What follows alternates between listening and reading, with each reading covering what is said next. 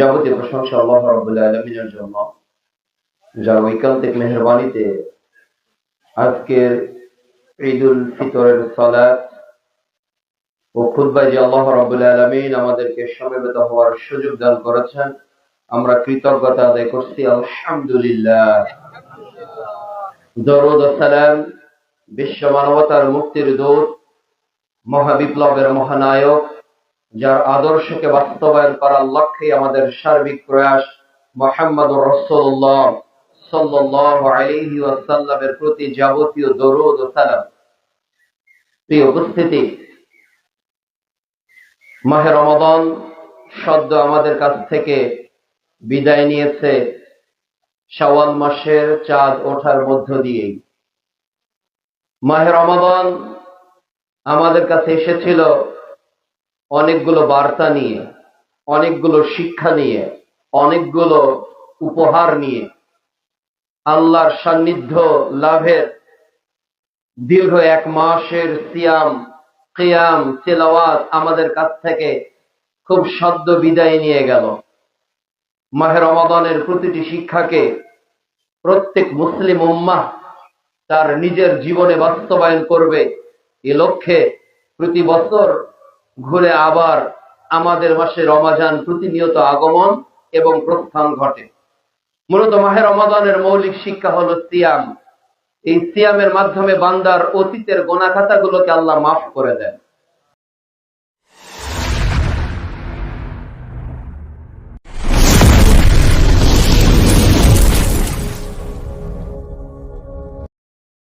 বিচারের মাঠে এই সিয়াম বান্দার জন্য জান্নাতে যাওয়ার সুপারিশ হিসেবে আল্লাহর সম্মুখে কথা বলবে।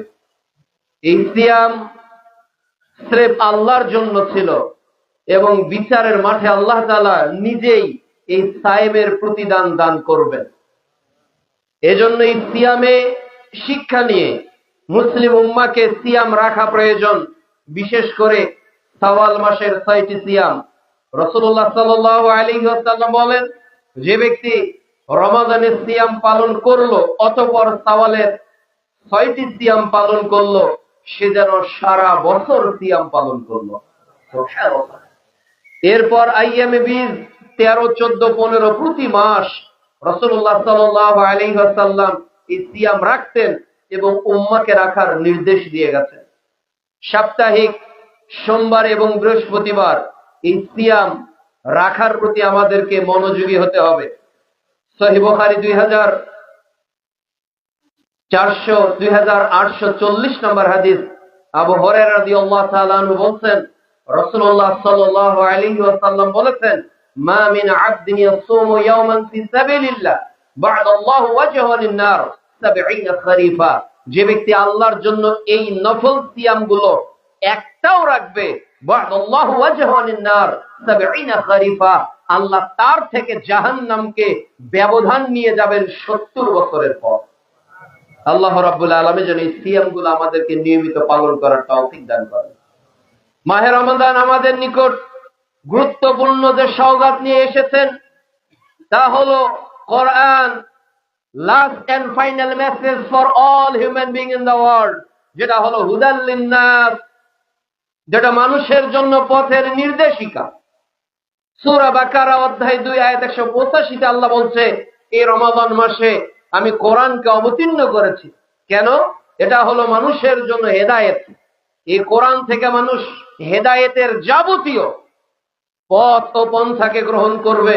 এজন্য ২৩ বছর ধরে বিশ্বনবীর উপর অবতীর্ণ হয়েছে কোরআন, যে কোরআনের কারণে একটা রাত আমরা পেয়েছিলাম, যে এক রাত ইবাদত করলে এত নেকি হয়, এক রাতের দাসত্বে আল্লাহ এত খুশি হয়ে যায়।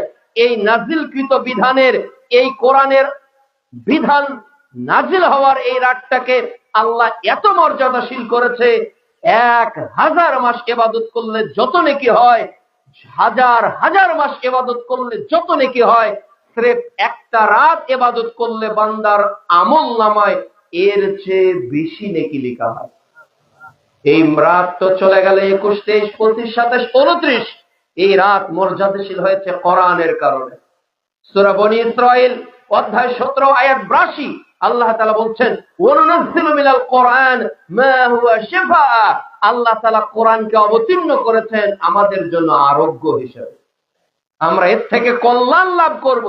আল্লাহ রাব্বুল আলামিন বলছেন আমি নাযিল করেছি বিধান, আর এই কোরআনটা মানুষকে কি করে, অন্ধকার থেকে আলোর দিকে নিয়ে যায়। আল্লাহ রাব্বুল আলামিন বলছেন সূরা আনফাল অধ্যায় ৮ আয়াত ২-এ, যে মুমিন কোরআন তেলাওয়াত করে আল্লাহ তাআলা তার ঈমানকে বাড়িয়ে দেয়। সুবহানাল্লাহ। এজন্য প্রিয় উপস্থিতি, এই কোরআনুল কারীমকে প্রত্যেক ব্যক্তির জীবনে ধারণ করতে হবে, প্রত্যেক পরিবারে কোরআনের রাজ কায়েম করতে হবে। কোরআন এসেছে কেবল হরফ প্রতি 10টা নেকি অর্জন করার জন্য নয়, কোরআন এসেছে কেবলমাত্র রমাদানে তেলাওয়াত করার জন্য নয়, কোরআন এসেছে আইয়ামে জাহিলিয়াতের গাঢ় অন্ধকারে নিমজ্জিত একটা জাতিকে প্রকৃত জান্নাতের আলোয় আলোকিত করার জন্য। আল্লাহ রাব্বুল আলামিন বলছেন সূরাতুজ জাহর অধ্যায় ৭৩ আয়াত ৩, আল্লাহ বলছেন ইন্না হাদাইনাহুস সাবিলা, আমি মানুষকে পথ দেখিয়েছি, এই পথটাই হলো ইহদিনাস সিরাতাল মুস্তাকিম, আর এই পথের বার্তাই হলো কোরআনুল কারীম। আল্লাহ রাব্বুল আলামিন বলছেন যারা এই কোরআন ভুলে যাবে, আল্লাহ তাআলা বলছেন সূরা তোহা অধ্যায় ২০ আয়াত ১২৪-এ ওমান আ'রাদা আন যিকরি ফাইন্না লাহু মাঈশাতান দানকা ওয়া নাহশুরুহু ইয়াওমাল কিয়ামাতি আ'মা, যারা কোরআনকে ভুলে যায়, যারা আল্লাহর জিকিরকে ভুলে যাবে, বিচারের মাঠে দুনিয়াতে আল্লাহ তাদের রিজিক গুলোকে সংকুচিত করে দিবেন, আর বিচারের মাঠে তাকে ব্লাইন্ড, অন্ধ করে তুলবেন। ওই ব্যক্তি বলবে লিমা হাশারতানি আ'মা ফাদ কুনতু বাসীরা, আল্লাহ আজ আমি অন্ধ কেন, দুনিয়াতে তো আমার চোখ ছিল। আল্লাহ রাব্বুল আলামিন বলবেন দুনিয়াতে আমাকে ভুলে গিয়েছিলে, আজ বিচারের মাঠে তোমাকেও ভুলে গেলাম। এই কোরআন সম্পর্কে আল্লাহ রাব্বুল আলামিন বলছেন ওয়ালাকাদ ইয়াসসারনাল কোরআনা লিযিকর ফাহাল মিন মুদ্দাকির, সূরা কমর অধ্যায় ৫৪ আয়াত ১৭, ২২, ৩২ ও ৪০-এ আল্লাহ বলছে আমি কোরআনকে সহজ করেছি, তোমাদের কেউ আছো কোরআন বুঝবে? আল্লাহ রাব্বুল আলামিন বলছেন সূরা মুহাম্মদ অধ্যায় ৪৭ আয়াত ২৪, সূরা নিসা অধ্যায় ৪ আয়াত ৮২-তে আফালা ইয়াতাদাব্বারুল কোরআন, তোমরা কোরআন নিয়ে কেন চিন্তা করো না, কেন গবেষণা করো না? সূরা হাশর অধ্যায় ৫৯ আয়াত ২২ আল্লাহ বলছে লাউ আনজালনা হাযাল কোরআন, আমি যদি এই কোরআনকে আইলা জাবাল, একটা পাহাড়ের উপর অবতীর্ণ করতাম, লা রাইতাহু খাশিয়াম মুতাসাদ্দিয়াম মিন খাশিয়াতিল্লাহ, তাহলে তোমরা দেখতে আল্লাহর ভয়ে ভীত সন্ত্রস্ত হয়ে এই পাহাড়টি চুরমার হয়ে যেত। আল্লাহু আকবার। তিলকাল আমসাল নাদরিবুহা লিন-নাস লাআল্লাহুম ইয়াতাফাক্কারুন, আমি এটা উপমা দিয়েছি মানুষের জন্য যাতে মানুষ শিক্ষা গ্রহণ করে। আল্লাহ তাআলা বলছেন সূরা বাকারা অধ্যায় ২ পারা ১ আয়াত ২৬-এ ইযিল্লু বিহি কাসীরা ওয়া ইয়াহদি বিহি কাসীরা, এর মাধ্যমে আল্লাহ তাআলা এই উপমাগুলোর মাধ্যমে আল্লাহ অনেক মানুষকে হেদায়েত দান করেন আর অনেক মানুষকে গোমরাহ করেন। এইজন্য কোরআন আমাদেরকে পড়া উচিত। সূরা ফুরকান অধ্যায় ২৫ আয়াত ৩০, বিচারের মাঠে আমাদের নবী আমাদের বিরুদ্ধে অভিযোগ করে আল্লাহর নিকট বলবেন ওয়াকালার রাসূল, আমাদের নবী আল্লাহর কাছে বলবেন ইয়া রাব্বি, হে আমার প্রতিপালক, ইন্না কওমি ইত্তাখাযু হাযাল কোরআন মাহজুরা, আল্লাহ আমার ছেড়ে যাওয়া উম্মত যারা আমাকে নিজেদেরকে উম্মতে মুহাম্মাদি দাবি করে, ইন্না তারা নিশ্চয়ই তারা মাহজুরা কোরআনকে পরিত্যাগ করেছিল। বিচারের মাঠে যদি নবী আমাদের বিপক্ষে এই অভিযোগ দায়ের করে আল্লাহর নিকটে, রক্ষা পাওয়ার কোন উপায় আছে?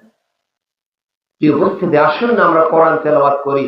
মাহে রমাদানের শিক্ষা নিয়ে প্রতিনিয়ত কমপক্ষে ২ পৃষ্ঠার কোরআন, কমপক্ষে ১০টি আয়াতের সরল অনুবাদ, কমপক্ষে ২-১টি আয়াতের তাফসীর, যাতে প্রতিনিয়ত আমরা তেলাওয়াত করতে পারি।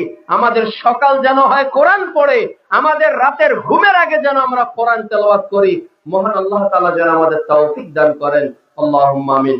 রাসূলুল্লাহ সাল্লাল্লাহু আলাইহি ওয়াসাল্লাম বলেন আল কোরআন হুজ্জাত, কোরআনই হলো দলিল।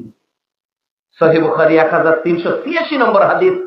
বিচারের মাঠে এক ধরনের জাহান্নামীকে আল্লাহ তাআলা শুয়ে রাখবেন, চিৎ করে রাখবেন, আর বিশাল বড় একটা পাথর তার মাথার উপর ফেলে দেওয়া হবে, মাথা ফেটে চৌচির হয়ে যাবে, পাথরটা দূরে চলে যাবে, পাথরটা নিয়ে আসার আগেই মাথাটা ঠিক হয়ে যাবে, আবার মাথায় আঘাত করা হবে, সব মগজগুলো বের হয়ে ফিনকি দিয়ে চতুর্দিকে ছড়ে পড়বে, আবার পাথরটি ছিটকে যাবে, আবার মারা হবে। মুহাম্মদ সাল্লাল্লাহু আলাইহি ওয়াসাল্লাম বললেন, এই ভয়াবহ শাস্তি কার হচ্ছে? রাসূল সাল্লাল্লাহু আলাইহি ওয়াসাল্লাম বললেন, এ হলো ওই ব্যক্তি যে রাতে কোরআন পড়তো না আর দিনে কোরআন অনুযায়ী আমল করতো না। কাজেই রমাদানে কেবলমাত্র যদি আমাদের কোরআনের মধ্যে সীমাবদ্ধ না থাকে, আল্লাহ তাআলা যেন প্রতিনিয়ত আমাদেরকে কোরআন তেলাওয়াতে অভ্যস্ত ব্যক্তি ও পরিবার হওয়ার তৌফিক দান করেন। রাসূল সাল্লাল্লাহু আলাইহি ওয়াসাল্লাম বলেন, খায়রুকুম মান তাআল্লামাল কোরআন ওয়া আল্লামা। সহিহ বুখারী 5027 নম্বর হাদিস। তোমাদের মধ্যে শ্রেষ্ঠ ব্যক্তি কে? তোমাদের মধ্যে শ্রেষ্ঠ ব্যক্তি তো ওই ব্যক্তি, কোন ইঞ্জিনিয়ারকে আল্লাহ শ্রেষ্ঠ বলেননি, কোন দার্শনিককে আল্লাহ শ্রেষ্ঠ বলেননি, কোন বিজ্ঞানীকে আল্লাহ শ্রেষ্ঠ বলেননি, বিশাল অট্টালিকার মালিককে আল্লাহ শ্রেষ্ঠ বলেননি, ঢাকা বিশ্ববিদ্যালয়ের পিএইচডি ডিগ্রিধারী কোন ব্যক্তিকে আল্লাহ শিক্ষিত উত্তম মানুষ বলেননি। রাসূল সাল্লাল্লাহু আলাইহি ওয়াসাল্লাম বলেন, খায়রুকুম মান তাআল্লামাল কোরআন ওয়া আল্লামা। তোমাদের মধ্যে শ্রেষ্ঠ ব্যক্তি ওই ব্যক্তি যে নিজে কোরআন শেখে আর আরেকজনকে শেখায়। সুবহানাল্লাহ। 2 নাম্বার, মাহে রমাদান আমাদের শিখিয়ে গেল কিভাবে মানুষকে কিভাবে আর্থিক ইবাদত সাদাকা করতে হয়। আমরা দান করি, এই মাসে বেশি বেশি করে সাদাকাতুল ফিতর আদায় করি, এই মাসে যাকাত আমরা অনেকে বের করি। আল্লাহ রাব্বুল আলামিন বলছেন যে আমি যা রিজিক দিয়েছি তা থেকে ব্যয় করো। সূরা আল ইমরান অধ্যায় 3 আয়াত 134 আল্লাহ তাআলা বলছেন, আল্লাযীনা ইয়ানফিকুনা ফিস সাররাই ওয়াদ দাররাই। যারা আল্লাহর পথে ব্যয় করে সচ্ছল এবং অসচ্ছল। যখন আপনার অর্থ আছে তখন আল্লাহর পথে ব্যয় করেন, যখন আপনার অর্থ কম আছে তখন আপনি আল্লাহর পথে ব্যয় করেন। এই শিক্ষা আমাদের রমাদান দিয়ে গেল। সহিহ বুখারী 1442 নম্বর হাদিস। প্রত্যেক দিন আল্লাহ তাআলা আসমানে 2 জন ফেরেশতাকে পাঠিয়ে দেন। এদের একজন ফেরেশতা দোয়া করে, আল্লাহ যে যতটুকু তোমার রাস্তায় দান করেছে তুমি তার ততটুকুকে পূরণ করে দাও। সুবহানাল্লাহ। আর যে যতটুকু দান করেনি তুমি তার ততটুকু ধ্বংস করে দাও। কাজে প্রিয় উপস্থিতি, দানের এই শিক্ষা যাতে আমরা বাকি 11 মাস অব্যাহত রাখতে পারি, আল্লাহ তাআলা যেন তৌফিক দান করেন। আল্লাহুম্মা আমিন। এরপর পরবর্তী শিক্ষা হলো ইত্তাকিল্লাহ, আল্লাহর ভয়, লাআল্লাকুম তাত্তাকুন, আল্লাহ ভীতি। বাড়িতে খাবার আছে, কেউ নেই, সিসিটিভি ক্যামেরা নেই, সুন্দর খাবার আছে, এরপরেও তো আমরা খাইনি। কাকে ভয় করে? বলেন কাকে ভয় করে? আল্লাহকে ভয় করে। একজন রিকশা চালককে বলা হলো 5 লক্ষ টাকা দিব, এই যে একটা ফল তুমি ভক্ষণ করো।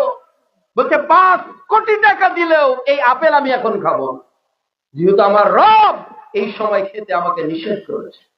যে বান্দা রমাদানের সুবে সাদিক থেকে সূর্য অস্ত পর্যন্ত রবের ভয়ে পানাহার থেকে বিরত ছিল, যে রবের ভয়ে স্ত্রীর মিলন থেকে নিজেকে বৈধতা থেকে দূরে রেখেছিল, এই মুমিনদের ভয় তো জীবনের প্রতিটি ক্ষেত্রে থাকা উচিত। আল্লাহ রাব্বুল আলামিন বলছেন, ইয়া আইয়ুহাল্লাযীনা আমানুত্তাকুল্লাহ হাক্কা তুকাতিহি। হে ঈমানদারেরা, আল্লাহকে ভয় করো যেভাবে ভয় করা দরকার। সূরা ইমরান অধ্যায় 3 আয়াত 102। অনুরূপ ভাবে আল্লাহ তাআলা বলছেন সূরা নিসা অধ্যায় 4 আয়াত 1-এ, হে পৃথিবীর মানুষেরা আল্লাহকে ভয় করো। অনুরূপ ভাবে আল্লাহ বলছেন সূরা আহজাব অধ্যায় 33 আয়াত 70-এ, হে ঈমানদারেরা আল্লাহকে ভয় করো। সূরা তালাক অধ্যায় 65 আয়াত 3-এ আল্লাহ তাআলা বলছে 2 ও 3-এ, যে ব্যক্তি তাকওয়া অবলম্বন করে, যে ব্যক্তি আল্লাহ ভীতি অবলম্বন করে, আল্লাহ তাআলা তার বিপদ থেকে তাকে মুক্ত করার পথ বের করে দেন। সুবহানাল্লাহ। এই জন্য যাতে আমাদের মধ্যে আল্লাহ ভীতির জাগরণ হয়, আল্লাহ যেন তৌফিক দান করেন। আল্লাহুম্মা আমিন। রমাদান শিক্ষা দিল 5 ওয়াক্ত সালাত। ফজরে আউয়াল ওয়াক্তে সালাত আদায় করেছি, তারাবির জামাত বদ্ধভাবে সালাত আদায় করেছি। যে মুসলমান তারাবির সালাত জামাতবদ্ধভাবে আদায় করলো, যে মুসলমান সাহারির পর আর বিছানায় না গিয়ে মসজিদে এসে আল্লাহর কাছে মাথাটা নত করলো, এই মুসলমান শাওয়াল মাসের পর থেকে মসজিদ থেকে হারিয়ে যায়। অথচ রাসূল সাল্লাল্লাহু আলাইহি ওয়াসাল্লাম বলেন, বাইনাল আবদি ওয়া বাইনাল কুফরি তারকুস সালাহ। মুমিন ও কাফেরের মধ্যে পার্থক্য হলো সালাত। মান তারাকা সালাতা মুতাআম্মিদান ফাকাদ কাফারা, যে এক ওয়াক্ত সালাত ছেড়ে দিল সে কাফের হয়ে গেল। মান তারাকা সালাতা ফাকাদ আশরাকা, যে সালাত ছেড়ে দিল সে শিরক করলো। আদায় করার তৌফিক দান করেন আল্লাহুম্মা আমিন। প্রিয় উপস্থিতি, এরপরের যে বিষয়টি আলোচনা করব সেটা হলো আজকে ঈদুল ফিতর। ঈদুল ফিতরে যে কাজগুলো আমাদের জন্য করণীয় সেটা হলো এক মুসলমানের সাক্ষাৎ হলে আপনি সালাম দিবেন, এরপর বলবেন তাকাব্বালাল্লাহু মিন্না মিনকুম, আল্লাহ আমার এবং আপনার পক্ষ থেকে যেন এই রমাদানের এই সিয়াম আমলগুলোকে কবুল করে নেন। আমরা একজন আরেকজনকে খাওয়াবো, আমরা একজনের দুঃখে আরেকজন ভাগীদার হব, আমরা একজন আরেকজনকে ফিতরা দিয়ে সহযোগিতা করে তার মুখে হাসি ফোটাবো। কিন্তু দুর্ভাগ্যজনক হলো সত্য, বাংলাদেশে যেগুলো কর্ম আমাদের একেবারে নিন্দনীয়, এটা হলো ঈদুল ফিতর উপলক্ষে বেজাতীয় নানা কৃষ্টি কালচারের অনুকরণ আমরা করি। পোশাকের ক্ষেত্রে, বিভিন্ন ধরনের আচার অনুষ্ঠানের ক্ষেত্রে, সংবর্ধনার ক্ষেত্রে, নানা বেহেল্লাপনার ক্ষেত্রে আমরা পাশ্চাত্যের দর্শনকে ধর্মীয় দর্শনের রূপ দিয়েছি। অথচ আল্লাহ তাআলা বলছেন আফা হুকমুল জাহিলিয়াতি ইয়াবগুন, সূরা মাইদা অধ্যায় 5 আয়াত 50, তারা কি জাহিলিয়াতের বিধান কামনা করে? অথচ আল্লাহর চেয়ে উত্তম বিধান আর কার? কাজেই যিনি সিয়ামের বিধান নাজিল করেছেন, যিনি ঈদুল ফিতর ঈদুল আজহার উৎসবকে সুন্দর করেছেন, এই উৎসবের বাইরে আর কারো অনুসরণ করা যাবে না। সুনান আবু দাউদের 5031 নম্বর হাদিস, মান তাশাব্বাহা বিকওমিন ফাহুয়া মিনহুম, যে যারা অনুকরণ করবে তাদের বলে তারা গণ্য। 2 নাম্বার, ছেলে মেয়ের যত্রতত্র অবাধ ঘোরাফেরা। আজকে দেখবেন মোটরসাইকেলে মামাতো বোনকে, খালাতো বোনকে কেন্দ্র করে, নিজের স্ত্রীকে নিয়ে, নিজের বোনকে নিয়ে আজকে নানা ধরনের বেহেল্লাপনা চলছে। মাথার চুল ছেড়ে দিয়ে, কাপড় বুকে না রেখে আজকের সমাজের মুসলিম উম্মাহ এমন ভাবে ঈদকে উদযাপন করতে মনে হচ্ছে যে এটা বেধর্মীদের কালচার, বেধর্মীদের পোশাক, বেধর্মীদের অনুষ্ঠান, বেধর্মীদের কৃষ্টি কালচারে তারা যেমন নারী পুরুষের মধ্যে কোনো পার্থক্য করে না পোশাকের ক্ষেত্রে, আজকে মুসলিম উম্মাহ পোশাককে হারিয়ে ফেলেছে। এজন্য মাহে রমাদানের এই ঈদুল ফিতরের শিক্ষা হলো আমাদের মধ্যে যাতে পোশাকের ক্ষেত্রে কোনো বেহেল্লাপনা না হয়, আল্লাহ যেন তৌফিক দান করেন। 3 নাম্বার, আমাদের টিভি যাতে আমাদের নিয়ন্ত্রণে থাকে। আজকে গান বাজনাকে আমরা ঈদ উৎসব বানিয়ে ফেলেছি, আজকে টিভি দেখার নাটক সিনেমাকে আমরা ঈদ উৎসব বানিয়ে ফেলেছি। অথচ মুসলমানদের ঈদ উৎসব ছিল তাকবীরে। কিসে? তাকবীরে। মুসলমান রাত দিন পড়বে আল্লাহু আকবার, আল্লাহু আকবার, লা ইলাহা ইল্লাল্লাহু, আল্লাহু আকবার, আল্লাহু আকবার, ওয়ালিল্লাহিল হামদ। বলুন আল্লাহু আকবার, আল্লাহু আকবার, লা ইলাহা ইল্লাল্লাহু, আল্লাহু আকবার, আল্লাহু আকবার, ওয়ালিল্লাহিল হামদ। এটা হৃদয় দিয়ে বলতে হবে, আল্লাহু আকবার, আল্লাহু আকবার, মহান আল্লাহ, মহান আল্লাহ, লা ইলাহা ইল্লাল্লাহু, আল্লাহ ছাড়া সত্যিকার কোনো মাবুদ নেই। এই মানসিকতা নিয়ে বারবার তাকবীর বলতে হবে। এরপর আজকে দেখা যায় আমরা বিভিন্ন জায়গায় আতশবাজি ফটকা ফুটাচ্ছি। আসতেও দেখলাম, এখানেও শুয়ে আছি, দেখতেছি বিভিন্ন জায়গায় ফটকা ফুটতেছে। এটা কি মুসলমানদের কৃষ্টি কালচার? এই ধরনের নীতি থেকে আমাদের পরহেজ থাকতে হবে। আল্লাহ যেন তৌফিক দান করেন। যাবতীয় অন্যায়, যাবতীয় অবিচার থেকে যদি নিজে দূরে না রাখতে পারি, আর সিয়াম যদি কবুল না হয় তাহলে ঈদ কি কবুল হবে? দেখুন তো হাদিসের একটা অনুবাদ, 1903 নম্বর হাদিস। রাসূল সাল্লাল্লাহু আলাইহি ওয়াসাল্লাম বলেছেন সহিহ বুখারী, মান লাম ইয়াদাকুল আয-যুর ওয়াল আমাল বিহি ওয়া জাহালা ফালাইসা লিল্লাহি হাজ্জাতুন আইয়াদা'ওয়াতু ওয়া মাশরাবা। যে ব্যক্তি সিয়াম রাখার পরেও মিথ্যা কথা আর মিথ্যা কর্ম থেকে নিজেকে দূরে রাখে না, ফালাইসা লিল্লাহি হাজ্জাতুন আইয়াদা'ওয়াতু ওয়া মাশরাবা, তার খাবার ও পানাহার ত্যাগ করাতে আল্লাহর কিছু আসে যায় না। যদি সিয়াম থাকার পরেও নিজের জবানকে হেফাজত না করে, যদি সিয়াম থাকার পরেও নিজের মন্দ আচরণকে হেফাজত করতে না পারে, তো রাসূল সাল্লাল্লাহু আলাইহি ওয়াসাল্লাম বলছেন আল্লাহর কোনো প্রয়োজন নেই তার সিয়াম রাখার। তাহলে এ যদি সায়েমের জন্য ধিক্কার হয়, তাহলে যারা ঈদুল ফিতরের পবিত্র উৎসবকে আজকে গান বাজনা, আজকে বেহেল্লাপনা, আজকে সিনেমা, টিভি, নাটকে পরিবর্তন করেছে, তাদের প্রতিদান কি হতে পারে? আল্লাহ তাআলা যেন এগুলো বিষয় থেকে আমাদের সতর্ক সজাগ থাকার তৌফিক দান করেন। আল্লাহুম্মা আমিন। প্রিয় উপস্থিতি, আমরা সুন্দর পোশাক পরে এসেছি, আমরা সুন্দর আবহাওয়ার মধ্যে এখানে ঈদের সালাত আদায় করছি, কিন্তু 1000 কিলোমিটার দূরে আমার মুসলিম ভাই, আমার মুসলিম মা, আমার মুসলিম বোন আজকে অনিরাপদ।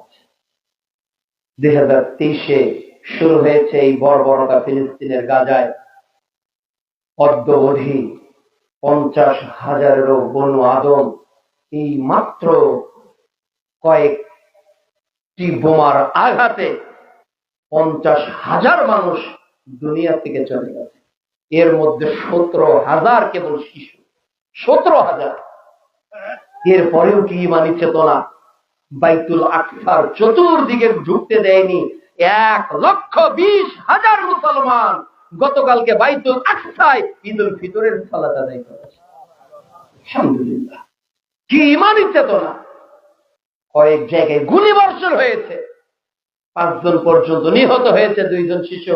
এইভাবে বোমা, এইভাবে গুলির আঘাতে মানচিত্র থেকে যেন হারিয়ে যাচ্ছে বাইতুল আকসা নামে মুসলমানদের হৃদয়ের স্পন্দনের এই মসজিদটি।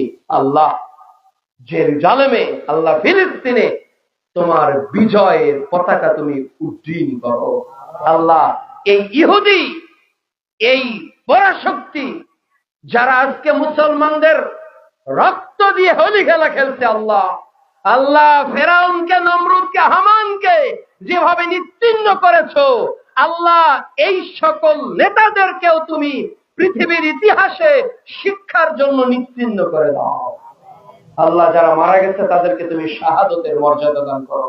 আল্লাহ যে সকল মানুষ অসুস্থ, একটা ছোট মেয়ে হাত হারিয়ে ফেলেছে, এক হাত, পা হারিয়ে ফেলেছে, চোখ হারিয়ে ফেলেছে, তাদের ঈদের আনন্দ নেই, কোনো আমেজ নেই, কারো শরীরে নতুন কোন পোশাকের কেন জানি খুব একটা, তাদের সামনে বাবার লাশ, তাদের সামনে স্বামীর লাশ, বিধবা স্ত্রী, তাদের সামনে এতিম সন্তান ডুকরে কাঁদছে, বাবা একটু আগে বোমা বিস্ফোরণে মারা গেল, তার আবার ঈদ কিসে?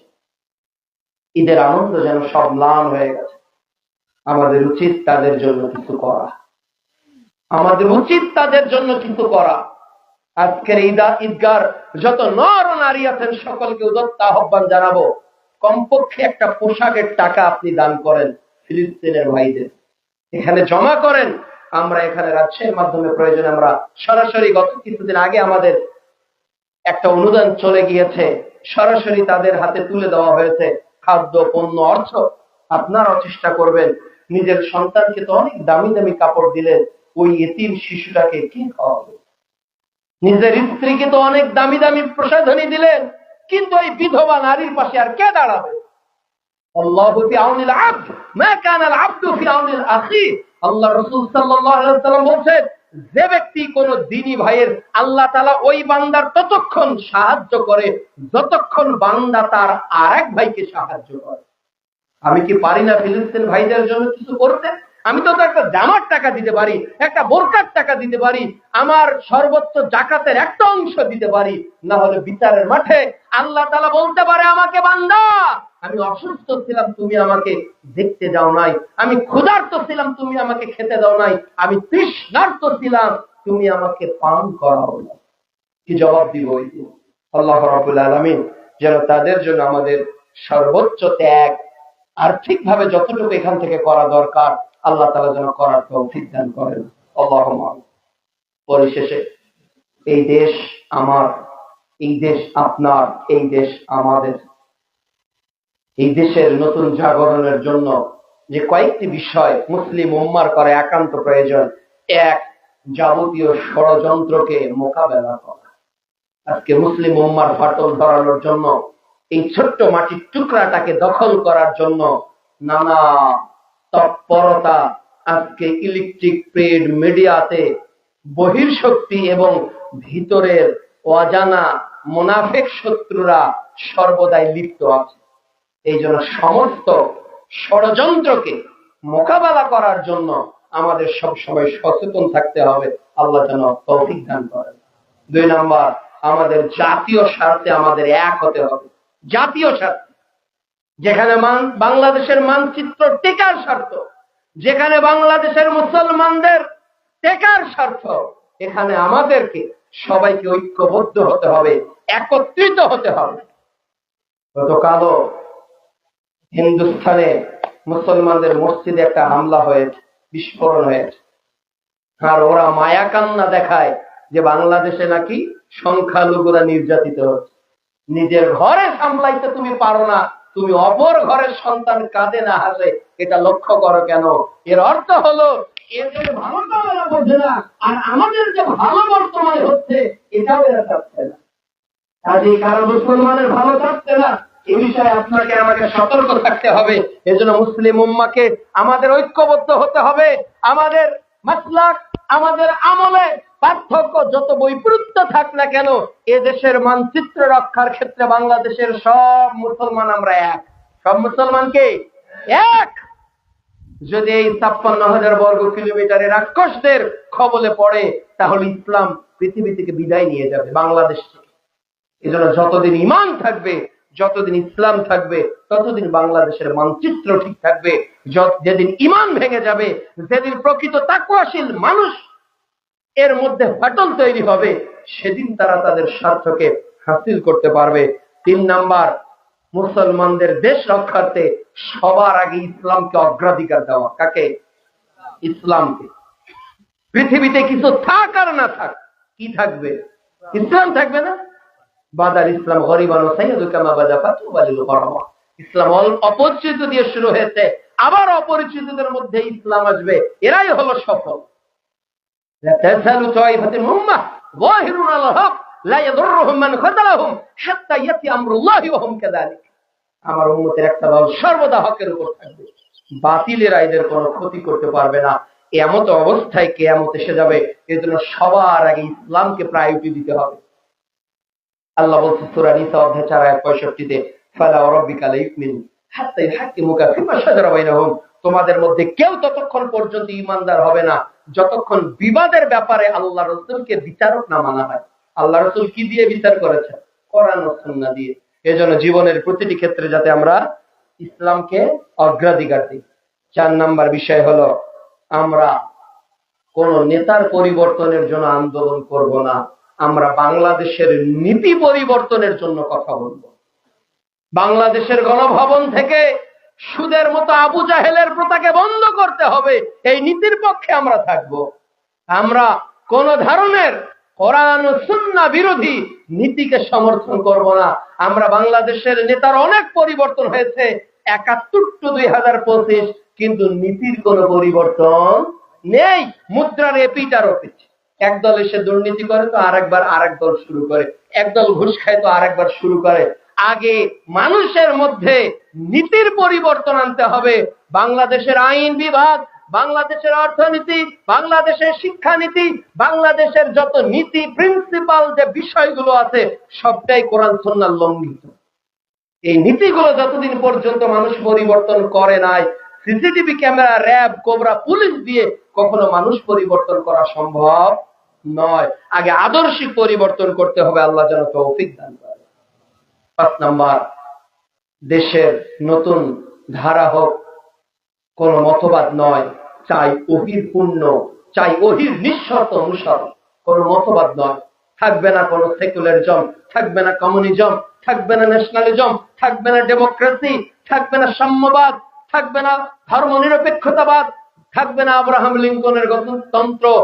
সেফ এবং সেফ বাংলাদেশে শুধু ইসলাম আছে, ছিল এবং থাকবে।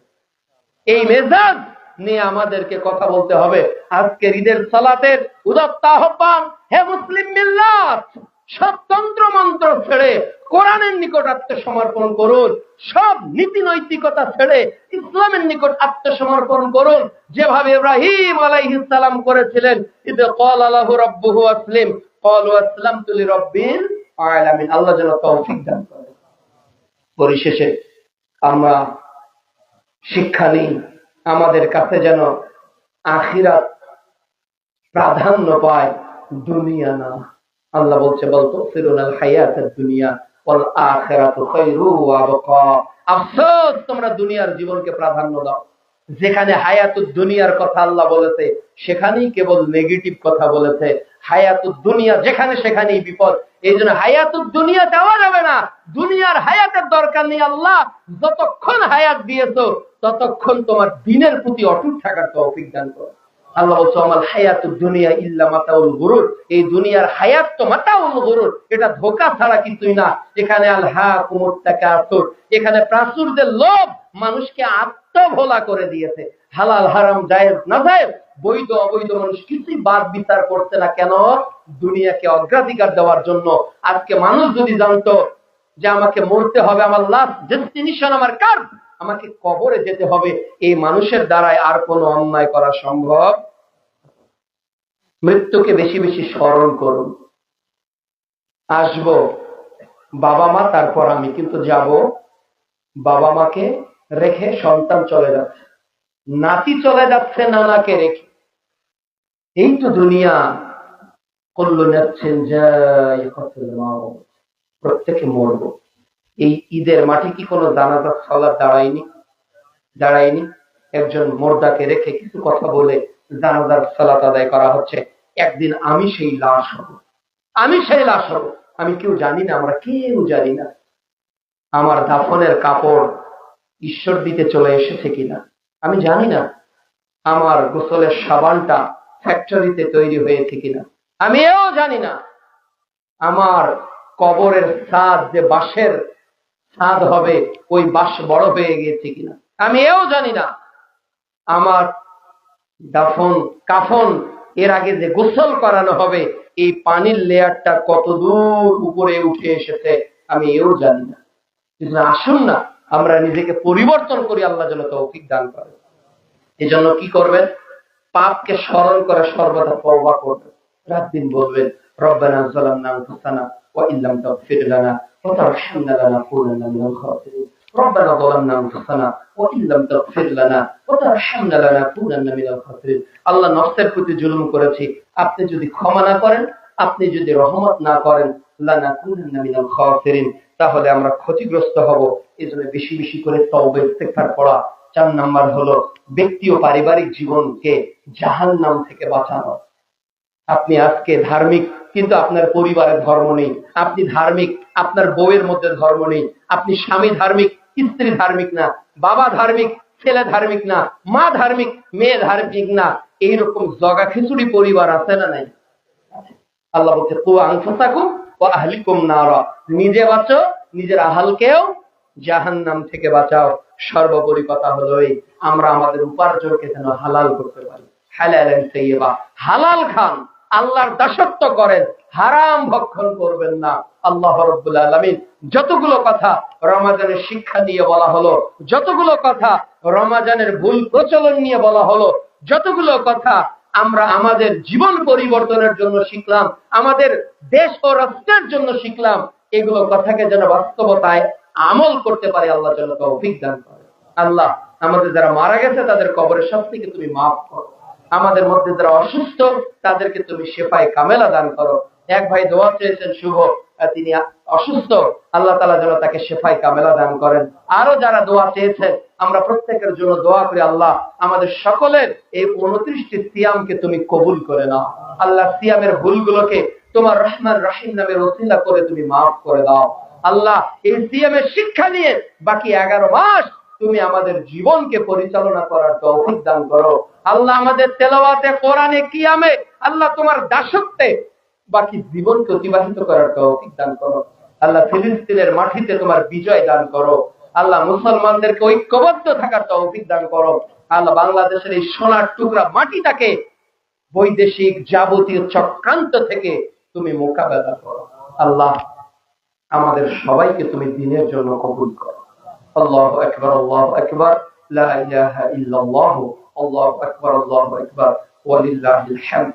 রাসূলুল্লাহ সাল্লাল্লাহু আলাইহি ওয়াসাল্লামের একটা গুরুত্বপূর্ণ সুন্নাহ, তিনি যখন খুতবা দিতেন তখন নাসিহা করতেন, উপদেশ দিতেন, এরপর তিনি দান চাইতেন। এমনকি খুতবার শেষে সহিহ বুখারীর হাদিস, পুরুষদেরকে বলা শেষ করে তিনি নারীদের নিকট দিতেন, এই দান করো, খেজুরের সমান হলেও দান করো। কেন?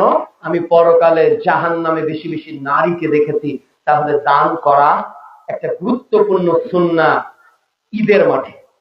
যারা করেছেন আলহামদুলিল্লাহ, যারা এখনো করেননি তারা এটা আদায় করার চেষ্টা করবেন, অন্তত অল্প হলেও দিয়ে যাবেন, যেহেতু এটা রাসূলের সুন্নাহ।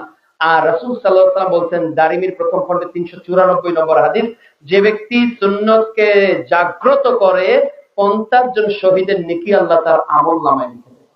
সুবহানাল্লাহ। আল্লাহ তাআলা যেন বেশি বেশি নেক কাজে আমাদের সহযোগিতা হওয়ার তৌফিক দান করেন। আল্লাহুম্মা আমিন। আমরা দেশ এবং বিশ্বের মুসলমানদের জন্য দোয়া করি, আল্লাহ বিশ্বের মুসলমানদেরকে 57টা মুসলিম রাষ্ট্রকে ঈমানে আমলে এক হওয়ার তৌফিক দান করুন। আল্লাহ আমাদের দ্বীনের খেদমতগুলোকে কবুল করুন।